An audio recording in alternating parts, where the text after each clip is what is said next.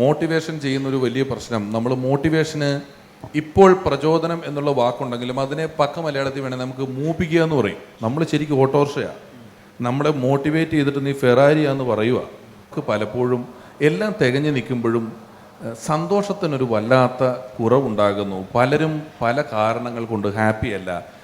Psychiatry medicines കഴിച്ചിട്ടാണ് പലരും ഉറങ്ങുന്നത്.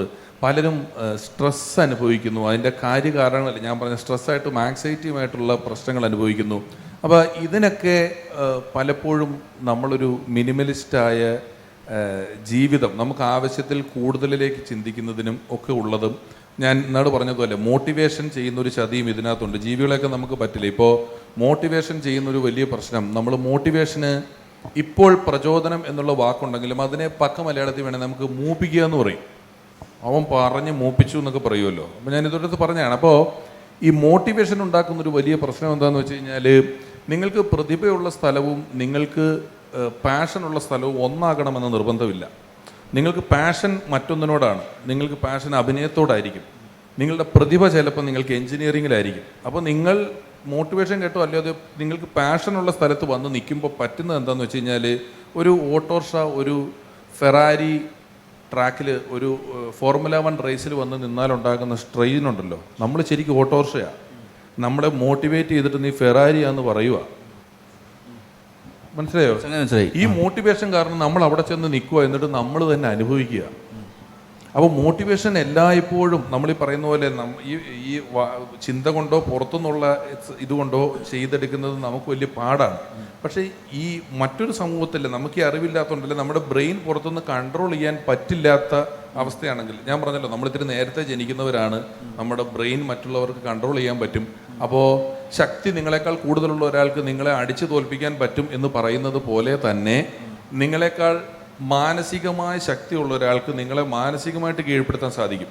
നിങ്ങളുടെ ശരീരത്ത് തൊടാതെ നിങ്ങളെ ചിരിപ്പിക്കാനും കരയിപ്പിക്കാനും നിങ്ങളെ മറ്റൊരു മതത്തിൻ്റെ വിദ്വേഷവാദിയാക്കാനും മറ്റൊരാളുടെ ശത്രുവാക്കാനും മറ്റൊരാളിൽ വലിയ തോതിൽ വിശ്വസിപ്പിക്കാനും ഒക്കെ ഒരു മൂന്നാമൻ എനിക്ക് കഴിയും നിങ്ങളുടെ ബ്രെയിൻ മാനിപ്പുലേറ്റ് ചെയ്ത് ചെയ്യാനായിട്ട്.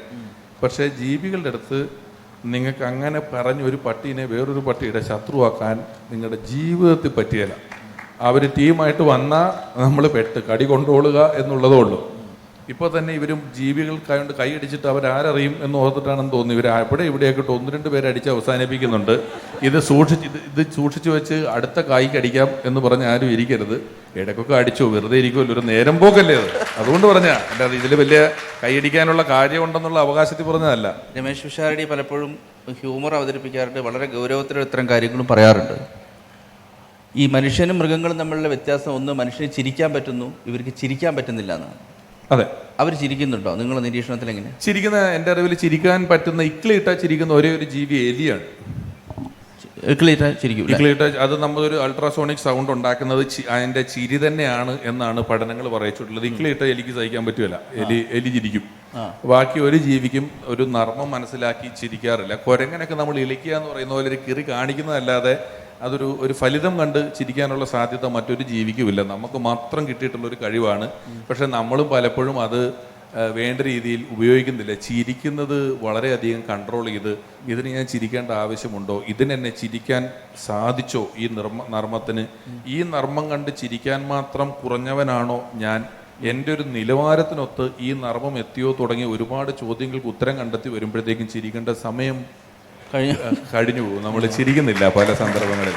അല്ല, അത് ഞാനിതിൽ ഡീവിയേറ്റ് ചെയ്ത് പോവല്ല. നമ്മൾ സംസാരിച്ചപ്പോൾ പറഞ്ഞു, നിങ്ങൾ ഇവിടെ അവതരിപ്പിക്കുന്ന കോമഡി, ഇവിടെ ഈ സ്റ്റേജിൽ അവതരിപ്പിക്കുന്ന തമാശ ഗൾഫിൽ വരെ പോവും, അതിനപ്പുറം നിങ്ങൾ ഉഗാണ്ടയിൽ വരെ പോയിട്ട് കോമഡി അവതരിപ്പിച്ച ആളാണ്. അതിൻ്റെ ഒരു വ്യത്യാസവും കൂടി ഒന്ന് പറഞ്ഞാൽ നന്നായിരിക്കും. അതിൻ്റെ വ്യത്യാസം നമ്മൾ ടൈലർ മെയ്ഡായിട്ട് ഇപ്പോൾ നമ്മൾ ചെയ്യുന്നത്, ഞാൻ പറഞ്ഞു, ഞാനൊരു USA പോയിട്ട് നേഴ്സുമാർ മാത്രമുള്ളൊരു സദസ്സിൽ 500-1000 നേഴ്സുമാരിയ്ക്കുന്നു. 1000 പേരും അമേരിക്കയിൽ ജോലി ചെയ്യുന്നവരാണ്. ഞാൻ അവിടെ ചെന്ന് അവർക്ക് വേണ്ടി പറയുന്ന അവിടുത്തെ തമാശകൾ അവിടുന്ന് ഫോണിൽ ലൈവ് ഇടും. അത് ശംഖുമുഖം കടപ്പുറത്ത് കടലിൽ നിന്നിരിക്കണമെന്ന് വെറുതെ കാണും. ഇവൻ നോക്കുമ്പോൾ അവനെ ചിരിപ്പിക്കാൻ പറ്റുന്ന ഒന്നുമില്ല. എൻ്റെ അമ്മയ്ക്ക് വിളിക്കുക, കമൻ്റ് ഇടുക, സന്തോഷിക്കുക, അവനെ സംബന്ധിച്ചിടത്തോളം. അപ്പോൾ തൻ്റേതല്ലാത്ത സാധനങ്ങൾ നമുക്ക് ഡാറ്റ ഇഷ്ടം പോലെ കിട്ടുന്നതിൻ്റെ ഒരു കുഴപ്പമാണ്. അത് ഒരിടത്ത് നമുക്ക് പറഞ്ഞത് മറ്റൊരിടത്ത് പറയാനോ വീണ്ടും ചെയ്യാനോ ഒന്നും വർത്തമാനകാലത്തിൽ സാധിക്കില്ല. അത് കൃത്യമായി പോകും. നമ്മൾ ഈ പറഞ്ഞതിൽ തന്നെ ചിലപ്പോൾ നമ്മൾ പറഞ്ഞ കാര്യങ്ങളുണ്ടാകും.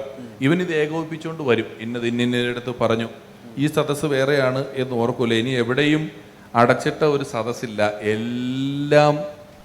എല്ലാവർക്കും വേണ്ടിയുള്ളതാണ് എന്നുള്ളതാണ് ഇപ്പോഴത്തെ പ്രശ്നം.